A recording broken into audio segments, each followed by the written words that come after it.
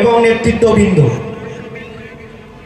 এবং আমার সামনে বসে থাকা সকলকে আমার সংগ্রামী অভিনন্দন এবং ভালোবাসা। আজকের অনেকগুলো বিষয় নিয়ে এই জনসভা, অনেকগুলো দাবি দাওয়া নিয়ে লম্বা চওড়া বক্তৃতা করব না, শুধুমাত্র আমি শিক্ষা বিষয়টা নিয়ে দুটো একটি কথা বলবো।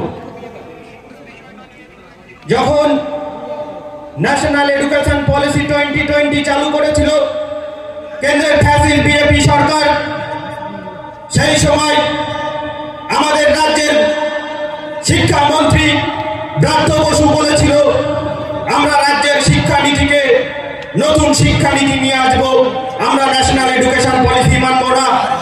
আমরা দেখেছি এ রাজ্যে ৮,২০৭টা স্কুল বন্ধ হয়ে যেতে দেখেছি। এটাই কি তৃণমূলের নতুন শিক্ষানীতি? আমরা দেখেছি এই রাজ্যে কসবা ল কলেজের ছাত্রীকে ধর্ষণ হতে দেখেছি।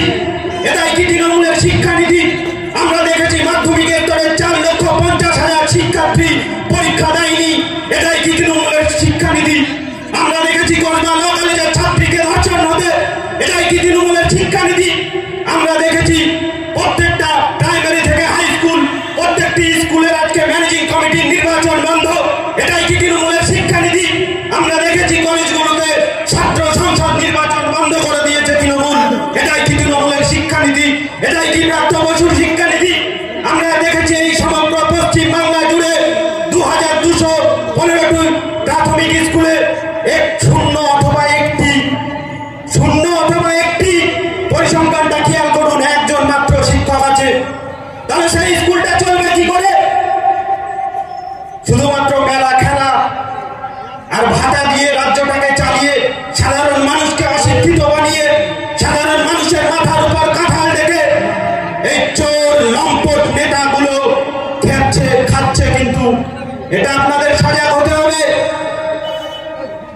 কথায় আছে কিন্তু শিক্ষা আনে চেতনা, চেতনা আনে বিপ্লব। তাই বন্ধু, আপনাকে যদি বিপ্লবী হতে হয় আপনাকে আগে শিক্ষিত হতে হবে।